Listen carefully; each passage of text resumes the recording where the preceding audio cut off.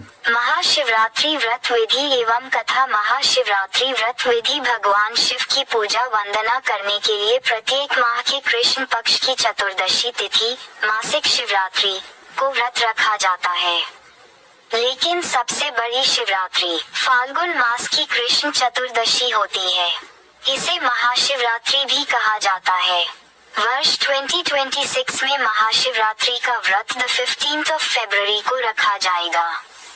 शिवरात्रि व्रत विधि गरुड़ पुराण के अनुसार शिवरात्रि से एक दिन पूर्व त्रयोदशी तिथि में शिव जी की पूजा करनी चाहिए और व्रत का संकल्प लेना चाहिए।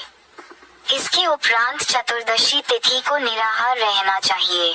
महाशिवरात्रि के दिन भगवान शिव को जल चढ़ाने से विशेष पुण्य प्राप्त होता है।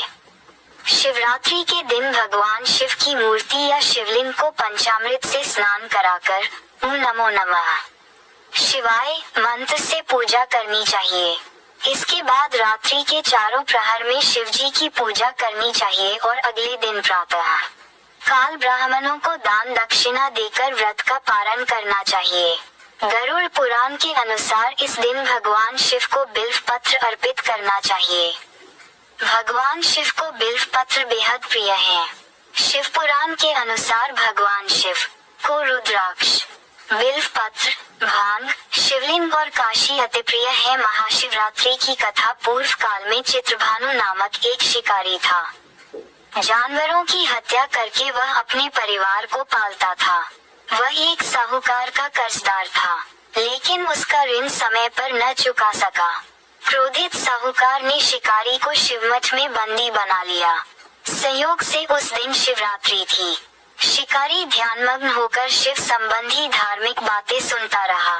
चतुर्दशी को उसने शिवरात्रि व्रत की कथा भी सुनी। शाम होते ही साहूकार ने उसे अपने पास बुलाया और ऋण चुकाने के विषय में बात की। शिकारी अगले दिन सारा ऋण लौटा देने का वचन देकर बंधन से छूट गया। अपनी दिनचर्या की भांति वह जंगल में शिकार के लिए निकला, लेकिन दिन भर बंदी गृह में रहने के कारण भूख प्यास से व्याकुल था।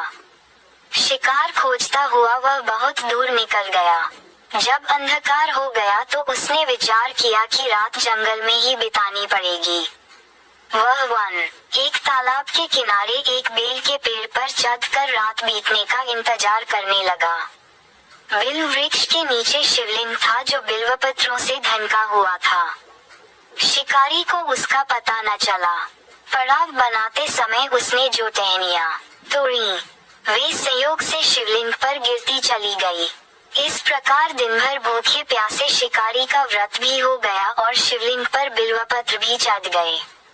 एक पहर रात्रि बीत जाने पर एक गर्भिणी हिरनी तालाब पर पानी पीने पहुंची। शिकारी ने धनुष पर तीर चढ़ाकर ज्यों ही प्रत्यंचा खींची। हिरनी बोली, मैं गर्भिणी हूँ, शीघ्र ही प्रसव करूंगी। तुम एक साथ दो जीवों की हत्या करोगे, जो ठीक नहीं है। मैं बच्चे को जन्म देकर शीघ्र ही तुम्हारे समक्ष प्रस्तुत हो जाऊंगी, तब मार लेना। शिकारी ने प्रत्यंचा ढीली कर दी और हिरनी जंगली झाड़ियों में लुप्त हो गई। प्रत्यंचा चढ़ाने तथा ढीली करने के वक्त कुछ बिल्व पत्र अनायास ही टूटकर शिवलिंग पर गिर गए। इस प्रकार उससे अनजाने में ही प्रथम प्रहर का पूजन भी संपन्न हो गया। कुछ ही देर बाद एक और हिरनी उधर से निकली। शिकारी की प्रसन्नता का ठिकाना न रहा। समीप आने पर उसने धनुष पर बाण चढ़ाया। तब उसे देख हिरनी ने विनम्रता पूर्वक निवेदन किया, हे शिकारी, मैं थोड़ी देर पहले ऋतु से निवृत्त हुई हूँ, कामातुर विरहिणी हूँ, अपने प्रिय की खोज में भटक रही हूँ। मैं अपने पति से मिलकर शीघ्र ही तुम्हारे पास आ जाऊंगी। शिकारी ने उसे भी जाने दिया। 2 बार शिकार को ठोकर उसका माथा ठनका। वह चिंता में पड़ गया। रात्रि का आखिरी पहर बीत रहा था। इस बार भी धनुष से लगकर कुछ बेलपत्र शिवलिंग पर जा गिरे तथा दूसरे प्रहर की पूजन भी संपन्न हो गई। तभी एक अन्य हिरनी अपने बच्चों के साथ उधर से निकली। शिकारी के लिए ये स्वर्णिम अवसर था। उसने धनुष पर तीर चढ़ाने में देर नहीं लगाई। वह तीर छोड़ने ही वाला था कि हिरनी बोली, हे शिकारी, मैं इन बच्चों को इनके पिता के हवाले करके लौट आऊंगी। इस समय मुझे मत मारो। शिकारी हंसा और बोला, सामने आए शिकार को छोड़ दूं। मैं ऐसा मूर्ख नहीं। इससे पहले मैं 2 बार अपना शिकार खो चुका हूँ। मेरे बच्चे भूख प्यास से व्यग्र हो रहे होंगे। उत्तर में हिरनी ने फिर कहा, जैसे तुम्हें अपने बच्चों की ममता सता रही है, ठीक वैसे ही मुझे भी। हे शिकारी, मेरा विश्वास करो, मैं इन्हें इनके पिता के पास छोड़कर तुरंत लौटने की प्रतिज्ञा करती हूँ। हिरनी का दीन स्वर सुनकर शिकारी को उस पर दया आ गई। उसने उस मृगी को भी जाने दिया। शिकार के अभाव में तथा भूख प्यास से व्याकुल शिकारी अनजाने में ही बेल वृक्ष पर बैठा बेलपत्र तोड़ तोड़कर नीचे फेंकता जा रहा था। पौ फटने को हुई तो एक हृष्ट पुष्ट मृग उसी रास्ते पर आया। शिकारी ने सोच लिया कि इसका शिकार वह अवश्य करेगा। शिकारी की तनी प्रत्यंचा देखकर मृग विनीत स्वर में बोला, हे शिकारी, यदि तुमने मुझसे पूर्व आने वाली 3 मृगियों तथा छोटे छोटे बच्चों को मार डाला है, तो मुझे भी मारने में विलंब न करो, ताकि मुझे उनके वियोग में एक क्षण भी दुख न सहना पड़े। मैं उन हिरनियों का पति हूँ। यदि तुमने उन्हें जीवन दान दिया है तो मुझे भी कुछ क्षण का जीवन देने की कृपा करो। मैं उनसे मिलकर तुम्हारे समक्ष उपस्थित हो जाऊंगा। मृग की बात सुनते ही शिकारी के सामने पूरी रात का घटनाचक्र घूम गया। उसने सारी कथा मृग को सुना दी। तब मृग ने कहा, मेरी तीनों पत्नियां जिस प्रकार प्रतिज्ञाबद्ध होकर गई हैं, मेरी मृत्यु से अपने धर्म का पालन नहीं कर पाएंगी।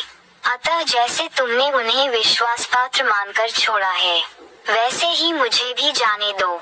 मैं उन सब के साथ तुम्हारे सामने शीघ्र ही उपस्थित होता हूँ। शिकारी ने उसे भी जाने दिया। इस प्रकार प्रातः हो आई। उपवास, रात्रि जागरण तथा शिवलिंग पर बेलपत्र चढ़ने से अनजाने में ही पर शिवरात्रि की पूजा पूर्ण हो गई। पर अनजाने में ही की हुई पूजन का परिणाम उसे तत्काल मिला। शिकारी का हिंसक हृदय निर्मल हो गया। उसमें भगवत शक्ति का वास हो गया।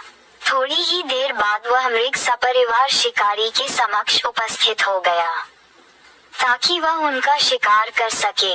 किंतु जंगली पशुओं की ऐसी सत्यता, सात्विकता एवं सामूहिक प्रेम भावना देखकर शिकारी को बड़ी ग्लानि हुई।